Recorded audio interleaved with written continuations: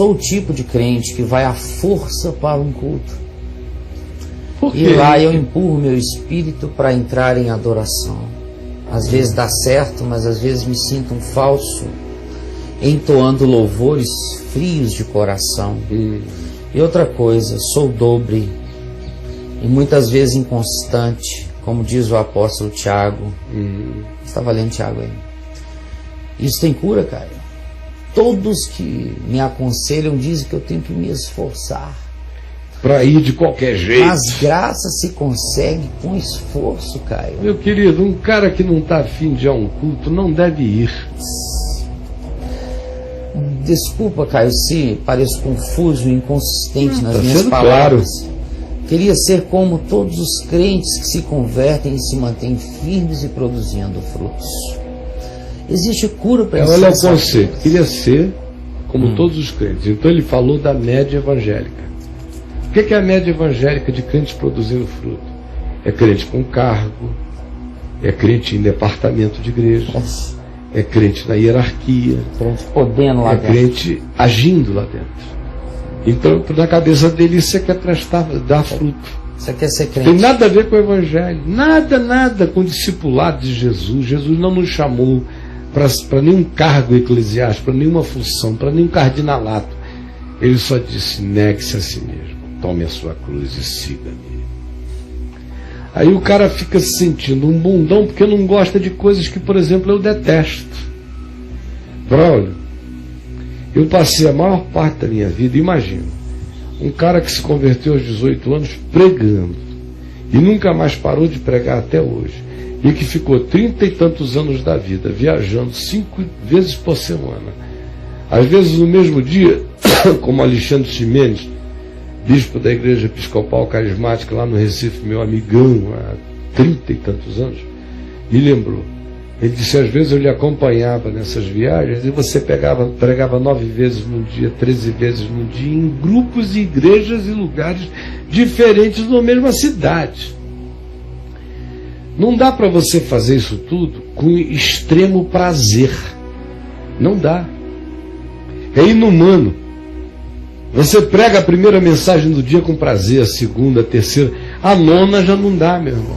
Você já está cansado. Sua cabeça está congelada, teu espírito está travado, tua alma está querendo descansar, teu corpo quer dormir. Então, voltando ao que eu ia dizer. Imagina como é que foi a minha vida dos 18 anos até o tempo que eu parei de viajar nessa sandice louca de turismo evangelístico. Quantas milhares de vezes eu preguei nesta vida, nesses anos todos, em lugares diferentes. Para quantos desses cultos eu fui com prazer para o culto? Para poucos, bro. Poucos. Muito poucos. Quantos por cento, Caio? Você consegue? Menos de 1% eu fui com prazer. Menos de 1%. Para o culto, menos de 1%. Meu Deus. Meu prazer era chegar lá, abrir a palavra e pregar. Meu prazer era anunciar a verdade. Suportar o culto é que era um negócio. Suportar a loucura antes, a breguice, a idiotice, a falastrice pastoral, as fofocas de bastidores. É isso que dá vontade de vomitar. Eu queria fechar os ouvidos. Eu dizia para quem me assessorava: olha, dá um jeito de eu cair no púlpito antes de pregar. Não era por nada, não. É para não me contaminar com a feiura daquele negócio. E quando eu acabar, dá um jeito de eu sair, que é para não sair mal impressionado com o que vem depois. Então, estou sendo totalmente honesto. Eu tinha prazer de ir a cultos em alguns lugares. Na Igreja Presbiteriana Betânia, na década de 80, os cultos eram uma delícia. Um dos melhores louvores que eu já ouvi na terra naquele tempo. Depois foi bregando lá o louvor, mas naquele tempo era uma delícia. Tenho maior vontade de trazer o José Rodrigues, que viajou comigo uns, 20 anos da vida, para reensinar aqui em Brasília os cânticos que a Betânia cantava na década de 80, que continuam a ser os melhores que eu já ouvi na terra. Na terra? Me dava prazer.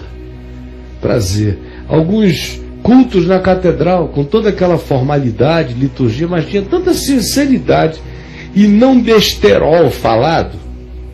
Era tudo tão em sequência, sem idiotice humana sendo falada. Amém ou não amém, irmão? Não tinha desperdício.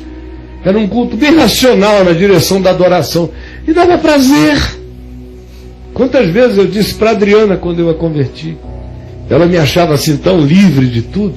Não entendia como é que eu conseguia me embutir nos ritos da catedral com tanta alegria. Eu dizia, eu sinto prazer nessa liturgia inteligente, bem feita, com começo, meio e fim, e lógica no raciocínio da adoração, sem desperdício. Fora isso, lá em Manaus, quando eu era pastor, de 73 até 81, quando eu saí, o louvor da igreja e o culto também eram deliciosos. Havia domingo que eu começava a cultuar lá com o povo, 6 horas da manhã eu só saía da igreja às 10. Pregava em 5 cultos no domingo, com prazer, porque tudo era gostoso. Não tinha as babaquices que a gente vê para todo lado. Em alguns lugares na Inglaterra, em alguns lugares na Alemanha, eu participei de cultos que dava vontade de você ficar para sempre. Agora, na maioria dos demais, meu irmão, você suporta aquele negócio, no meu caso, porque eu ia pregar e sabia que a palavra de Deus é verdadeira e não voltaria em vão. Mas suportar a mecânica do culto era triturante. Aí está ele sofrendo, porque o que acontece com ele? Ele acha que amor por Deus é amor pelo culto. Ele acha que submissão a Deus é dizer amém contente aquilo que a alma dele não se satisfaz com. Quando na realidade é justamente o oposto. É justamente o oposto. Eu só tenho uma pergunta para ele. Fora do ambiente de culto, onde você tem seu prazer pessoal em Deus? Porque aí é o culto. Sim, cara. Onde está o seu prazer pessoal em Deus? Lendo a palavra, cantando sozinho, orando sozinho, compartilhando o ensino do Evangelho com um filho, com um irmão, com um amigo, se regozijando nas alegrias espontâneas da vida. Isso é um culto. Mergulhando numa água gostosa com gratidão. É um culto. Plantando e colhendo flores com gratidão é um culto. Tudo é um culto, tudo é uma liturgia quando o coração é agradecido. E a gente também pratica tais cultos nos ambientes comunitários, quando a sinceridade está presente. Do contrário, não tem culto.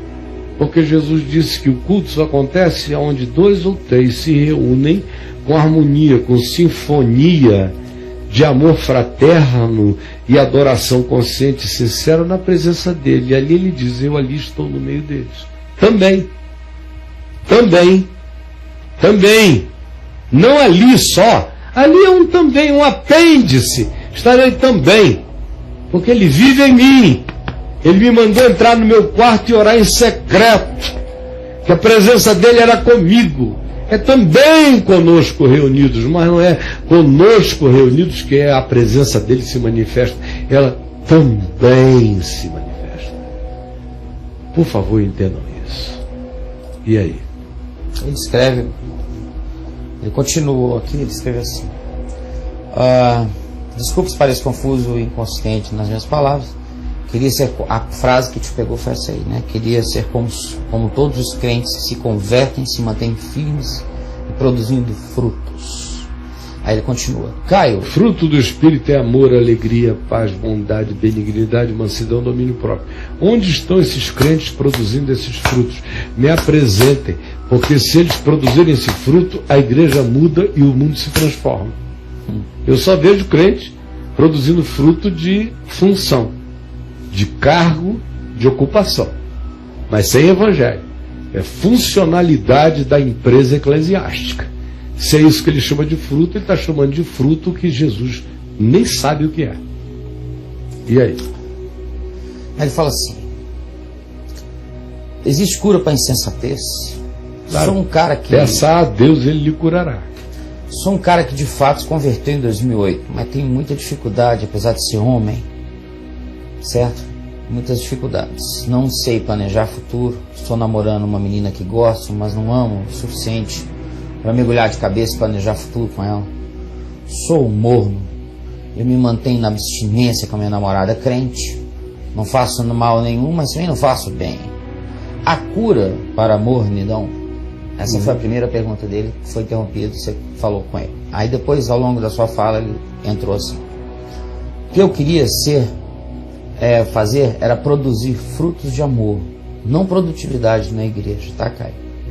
Vejo você como um grande exemplo disso. Eu pergunto, como produzir frutos genuínos do Espírito?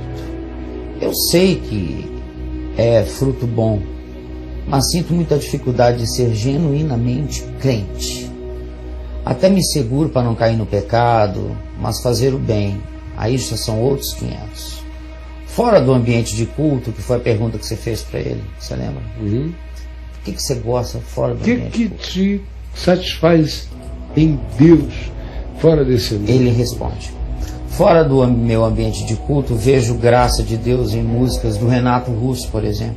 Amém. Na beleza da natureza. Maravilha. Na humanidade das pessoas. Não, que lindo. E coisas da graça comum. Amém. Comum não. Mas me sinto... Não existe graça comum. Como é que existe graça comum? Se graça é um favor imerecido, como é que favor imerecido pode ser comum? Isso é outra divisão esquizofrênica da religião. Graça comum e graça especial. Ah, tem isso? É. Graça tem dividir a comum graça. E especial. Graça especial é a salvação. É ouvir o evangelho e dizer: aceito Cristo, sou batizado, fui para a igreja. Você então é filho da graça especial. O resto são os filhos com as criaturas de Deus que recebem esses benefícios. Ah, é? Do amor de Deus na natureza, no encontro humano, não sei o que, mas tudo é bobagem. A graça vai comum... todo mundo com a graça comum, vai para o inferno.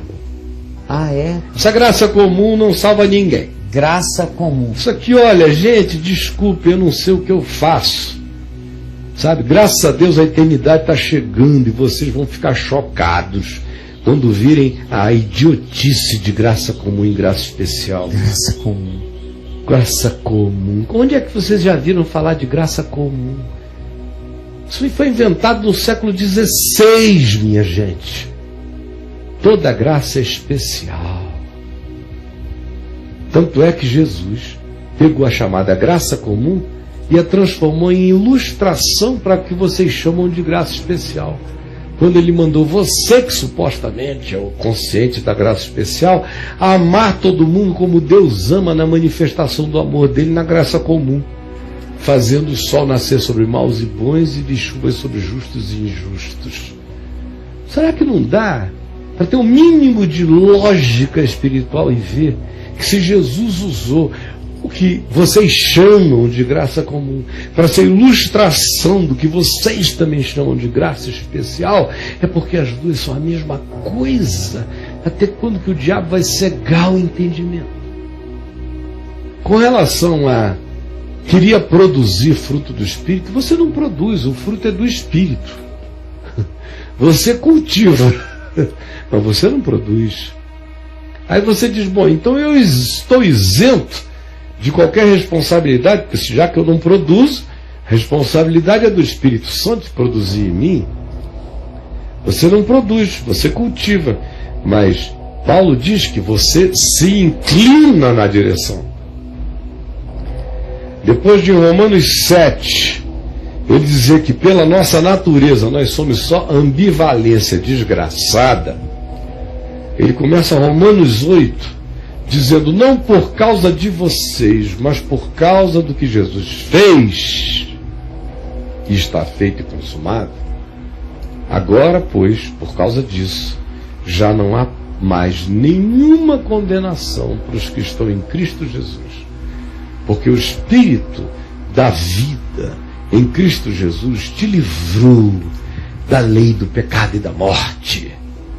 E aí ele diz que a lei, pelo esforço humano, jamais produziria nada do Espírito em nós, porque a lei pressupõe que a sua execuibilidade acontece através de uma mídia que lhe seja pertinente, harmônica e favorável.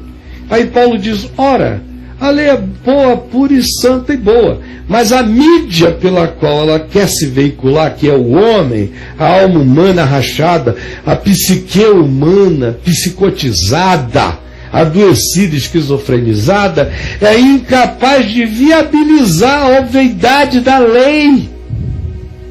Por isso a própria lei, quando chega para ser praticada pelo homem ambíguo, ela não traz paz, ela só traz condenação e abisma a consciência da nossa incongruência, ou do desgraçado homem que sou, como disse Paulo. Aí Paulo diz, sabendo disso, creiam que é a fé em Jesus e no que ele realizou e consumou, operando em nós através da gratidão que diz, não por causa de mim, mas por causa do que tu fizeste, eu estou em Cristo, Senhor. Que essa convicção, Paulo diz em Romanos 8, gera um pendor. Gera um pendor.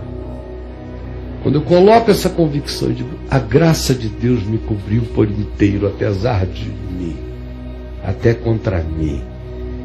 Eu recebo com gratidão misericórdia inexplicável.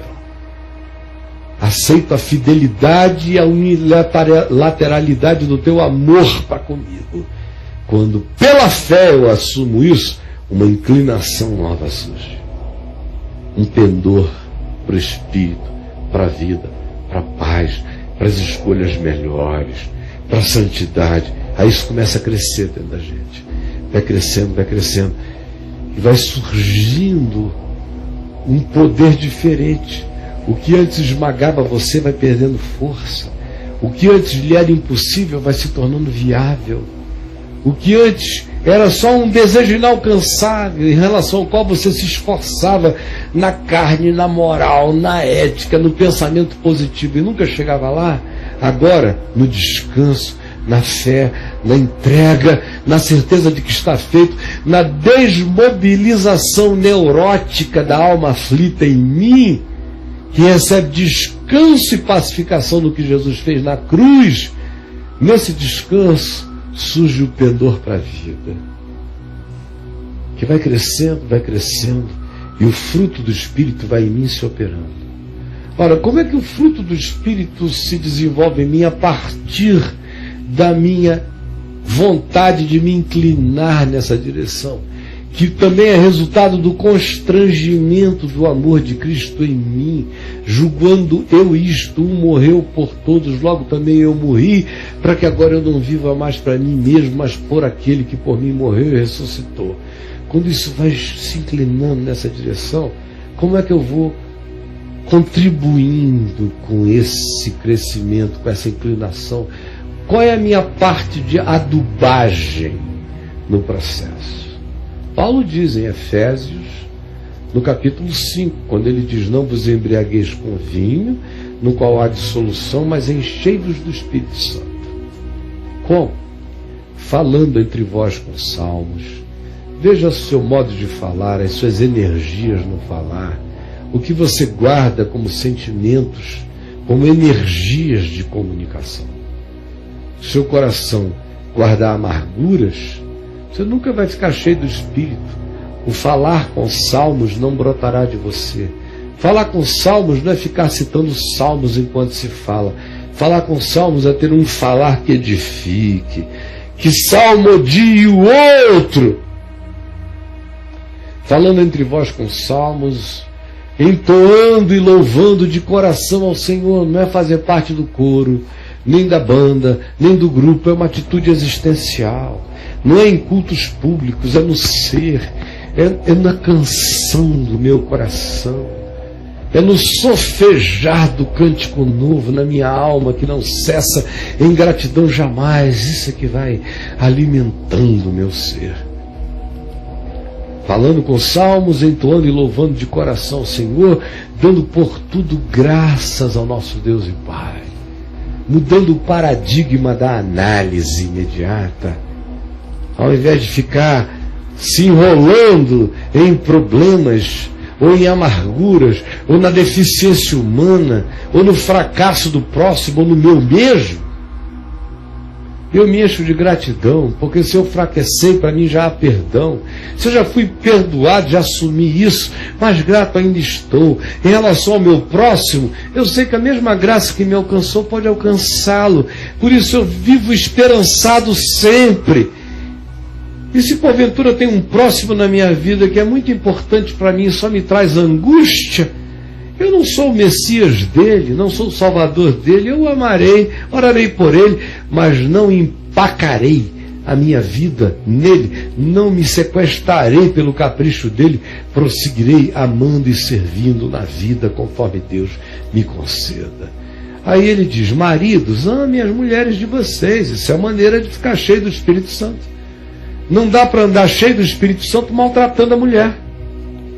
Mulheres, sejam submissas aos seus maridos, no sentido de que sejam idôneas, tenham caráter, sejam companheiras, porque nenhuma mulher vai ser cheia do Espírito Santo sendo uma cachorra em casa, ainda que seja uma profetisa na igreja, mas se viver de amargura em casa, jamais terá o Espírito Santo. A profecia dela é carnalidade, é jabá profético.